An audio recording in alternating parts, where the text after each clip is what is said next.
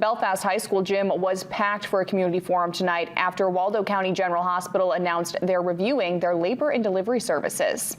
Representatives from the hospital say the program is under stress due to low birth volumes and staffing shortages. The hospital is expecting just 112 births this year, which is nearly 20% lower than the total in 2019. They say they do not intend to stop birthing services unless all other options are exhausted. Members of the public spoke out at the forum, urging the hospital to keep the program complete.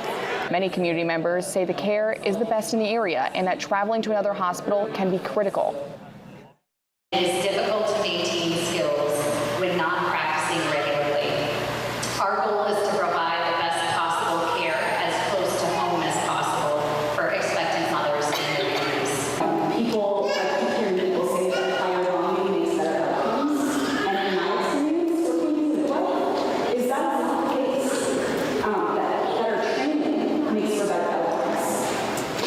The hospital plans to make recommendations to the Maine Health Board in early September. To submit comments, you can email Waldo feedback@mainehealth.org.